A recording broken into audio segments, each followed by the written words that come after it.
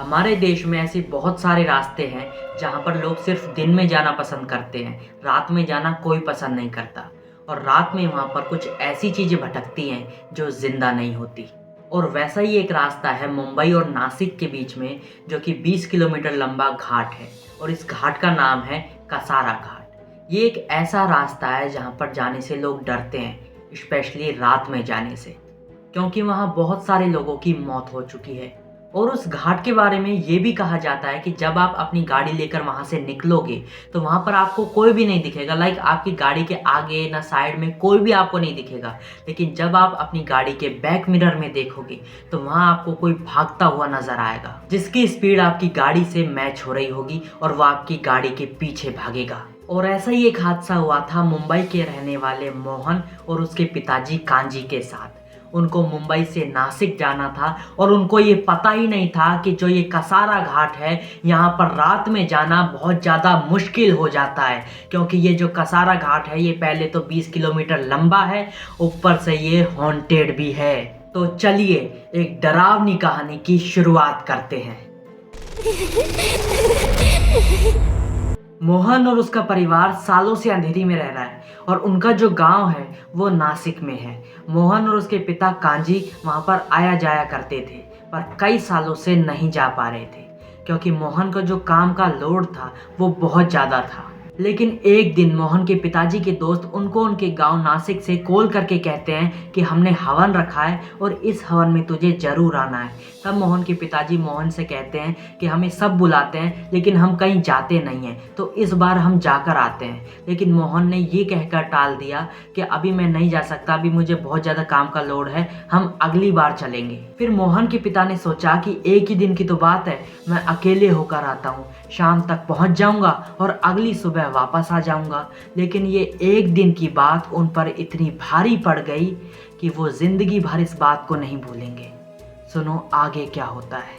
और ये वाली बात जब मोहन की माँ ने सुनी तो वो उस पर गुस्सा करने लग गई कि क्या तो हमेशा ऐसा ही करता रहता है, जाता क्यों नहीं है तो अपने पिता के साथ जा, अपने पिता के साथ। और फिर मोहन ने कहा कि ठीक है चलो मैं चला जाता हूँ।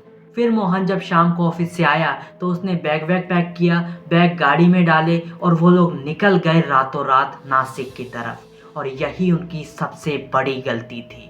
अब रात का टाइम था तो ट्रैफिक वगैरह कुछ भी नहीं था, रास्ता बहुत शांत था और उन्होंने सोचा कि हम बहुत जल्दी पहुंच जाएंगे।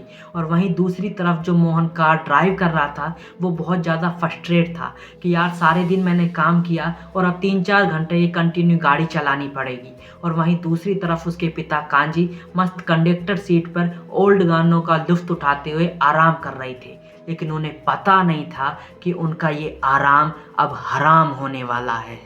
और अब काफ़ी देर हो चुकी थी मोहन को कार ड्राइव करते हुए, और ना कोई गाड़ी उसे आगे दिख रही थी ना कोई गाड़ी उसे पीछे दिख रही थी, सिर्फ वही चल रहा था पूरी सड़क पर। और अब मोहन के पिताजी को गहरी नींद आ चुकी थी, वो गहरी नींद में सो चुके थे और उनको देख देख कर मोहन को भी धीरे धीरे नींद आना शुरू हो गई थी कि तभी मोहन के सामने एक औरत आती है और मोहन उसको टक्कर मार देता है और उसने गाड़ी को इमीडिएटली रोक दिया। उसके एकदम से ब्रेक लगाने से मोहन के पिताजी को जोर से झटका लगा और उनकी नींद खुल गई। तब मोहन के पिताजी ने पूछा क्या हुआ। तब मोहन ने कहा कि मुझे थोड़ी सी नींद आ रही थी और उस चक्कर में एक औरत मेरी गाड़ी के सामने आई और मैंने उसे ठोक दिया। अभी वो जिंदा है कि नहीं ये तो मुझे नहीं पता, लेकिन मैं अभी उतर कर देखता हूँ। कि तभी मोहन के पिताजी ने उसका हाथ पकड़ लिया और उससे कहा कि बेटा इस घाट पर गाड़ी से बाहर मत जाना। तब मोहन ने कहा कि क्यों पापा, आप ऐसा क्यों बोल रहे हो। तब उसके पिता ने कहा कि ये कसारा घाट है बेटा, यहाँ पर जितना हम जिंदा हैं उससे ज़्यादा यहाँ पर मुर्दे हैं बेटा, यहाँ आत्माएं बहुत ज़्यादा हैं और यहाँ पर आत्माओं की पूरी बस्ती है। और ऐसा कहा जाता है कि जो भी लोग इस घाट से गुजरते हैं उनकी गाड़ी के सामने एक औरत आ जाती है और झूठ मूठ वो गाड़ी से ठुकने का नाटक करती है जैसे उसका एक्सीडेंट हो गया हो। और जो भी लोग उस गाड़ी से बाहर आते हैं उनको वो एक खाई की तरफ ले जाती है और वहाँ ले जा कर के मार देती है।